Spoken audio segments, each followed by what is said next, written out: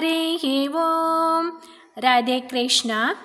அறிந்து கொள்வோம் பகவான் நாமங்களை, தெரிந்து கொள்வோம் அதன் பெருமைகளை. பகுதி 144. இந்த பகுதியில் 151வது திருநாமத்தை பார்க்க போகிறோம். இது விஷ்ணு சகஸ்ரநாமத்தின் 16வது ஸ்லோகத்தில் வருகிறது. ஸ்லோகம் 16. भ्राजिष्णुर्भोजनं भोक्ता सगिष्णु जगदादिजग अनघो विजयो जेता विश्वयोनिः पुनर्वसुः. 151வது திருநாமம். ஓம் விஸ்வயோனயே நமக. பிரம்மாவை படைத்தவர், அதாவது இந்த பிரபஞ்சத்திற்கு காரணமாக இருப்பவர் என்று இதற்கு பொருள்.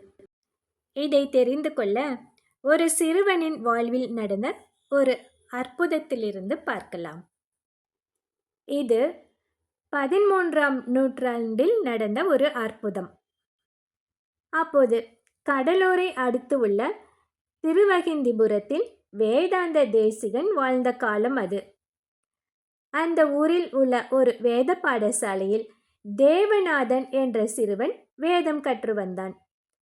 அவனது ஆசிரியர்கள் எவ்வளவோ முயன்றும் பயிற்சிகள் அளித்தும் தேவநாதனால் சரிவர வேதத்தை உச்சரிக்க முடியவில்லை. ஒரு நிலையில் அவர்களே தளர்ந்து போய், தேவநாதா, பிரம்மா உன்னை படைக்கும் போது உன்னுடைய தலையெழுத்தை சரியாக எழுதவில்லை.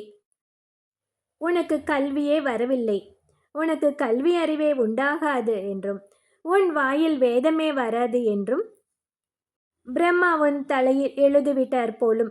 அந்த தலையெழுத்தை மாற்றுவது என்பது யாராலும் இயலாத காரியம். அதனால் இனிமேல் நாங்கள் எவ்வளவு பயிற்சிகள் அளித்தாலும் பயனில்லை என்று கூறி அவனை பாடசாலையிலிருந்து வெளியேற்றிவிட்டார்கள். சிறுவன்தானே அவன். அவன் அழுது கொண்டே திருவகிந்திபுரத்தில் உள்ள ஔஷதகிரி என்னும் மலைக்கு சென்றான். அந்த மலைக்கு மேல் திருமால் குதிரை முகத்துடன் லக்ஷ்மி ஹயக்ரீவராக கோயில் கொண்டுள்ளார். அந்த லக்ஷ்மி ஹயக்ரீவர் சன்னதியின் பிரகாரத்தில் அமர்ந்து கொண்டு தேவநாதன் அழுது கொண்டிருந்தான். என் தலையெழுத்தை மாற்ற வழியே இல்லையா என்று புலம்பினான். அப்போது அங்கே வந்த வேதாந்த தேசிகன், குழந்தாய், ஏன் அழுகிறாய் என்று அவனிடம் கேட்டார். அவனும் நடந்தவற்றையெல்லாம் சொன்னான். இவ்வளவுதானே, பிரம்மா எழுதிய தலையெழுத்தை மாற்ற வழியுள்ளது. உன்னை படைக்கும் போது பிரம்மா தலையெழுத்தை சரியாக எழுதவில்லை என்று நீ சொன்னாய் அல்லவா? பிரம்மாவையே படைத்தவர் ஒருவர் இருக்கிறார். அவர்தான் திருமால். அவருடைய அருள் இருந்தால் பிரம்மா எழுதிய தலையெழுத்தையே மாற்றிவிடலாம் என்று வேதாந்த தேசிகன் அந்த சிறுவனிடம் சொன்னார். சிறுவனின் முகத்தில் அப்படி ஒரு மகிழ்ச்சி இதை கேட்டதும் புன்னகை தவழத் தொடங்கியது. லக்ஷ்மி ஹயக்ரீவர் சந்நிதிக்கு தேவநாதனை அழைத்து சென்ற தேசிகர், உனக்கு கல்வி அறிவு உண்டாக வேண்டும் என இந்த ஹயக்ரீவரிடம் மனதார பிரார்த்தனை செய்து கொள் என்று அவனிடம் கூறினார். அவனும் இறைவனிடம் மனமுருகி வேண்டினான். அப்போது ஹயக்ரீவரை பார்த்து தேசிகன் ஒரு ஸ்லோகத்தை சொன்னார். அது என்ன ஸ்லோகம் என்று பார்க்கலாமா? விலுப்தமூர்த்தன்ய லிபிக்ரமாணாம் சுரேந்திர சூடாபதலாலிதானாம் த்வதங்கிரிராஜீவ ரஜக்கணானாம் பூயான் பிரசாதோ மயிநாத பூயாத் என்று ஒரு ஸ்லோகத்தை பாடினார்.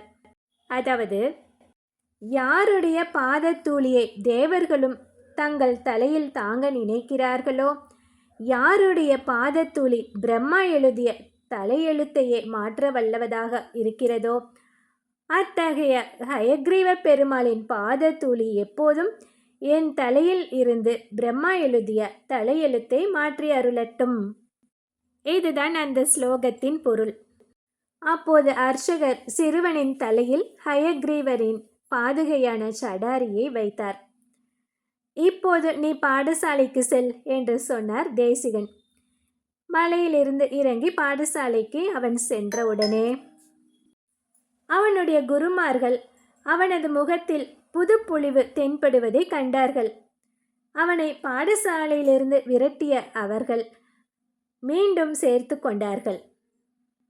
அடுத்த நாள் முதல் மிக சரியான ஸ்வரத்தோடும் உச்சரிப்போடும் வேதம் சொல்லத் தொடங்கினான் தேவநாதன். அவனுடைய ஆற்றலை கண்டு அனைவருமே வியந்தார்கள். இவன் தலையெழுத்தே சரியில்லை, இவன் தலையெழுத்தே சரியில்லை என்று எல்லோரும் அந்த சிறுவனை பற்றி சொன்னார்களே, அந்த தலையெழுத்து எப்படி மாறியது? ராமனின் பாதுகையிலுள்ள தூளிப்பட்டவுடன் எப்படி அகலிகையின் தலையெழுத்து மாறியதோ, அதுபோல ஹயக்ரீவரின் பாதுகை எப்போது சிறுவனது தலையில் பட்டதோ அப்போதே அவனது தலையெழுத்தும் மாறிவிட்டது. இப்படி படைப்பு கடவுளான பிரம்மாவையே படைத்தவராகவும் பிரம்மா எழுதிய தலையெழுத்தையே மாற்ற வல்லவராகவும் திருமால் இருப்பதால் அவர் விஸ்வயோனி என்று அழைக்கப்படுகிறார். விஸ்வம் என்றால் உலகை படைத்த பிரம்மாவை குறிக்கிறது. அந்த பிரம்மாவுக்கும் யோனியாக, அதாவது காரணமாக திருமால் விளங்குவதால் விஸ்வயோனி என்று அழைக்கிறோம். இந்த 151வது திருநாமத்தை தினமும் சொல்லி வந்தால் நம் தலை எழுத்தை நல்ல விதத்தில் திருமால் மாற்றி அருள்வார். அடுத்த திருநாமம் 152. ஓம் புனர்வசவே நமக. இதை அடுத்த பகுதியில் சிவபெருமான் திருமாலிடம் தன் வில்லில் அம்பாக இருக்கும்படி கேட்டுக்கொண்டார். அது ஏன், எதற்காக என்பதை பற்றி அடுத்த பகுதியில் பார்க்கலாம். ஹரி ஓம்.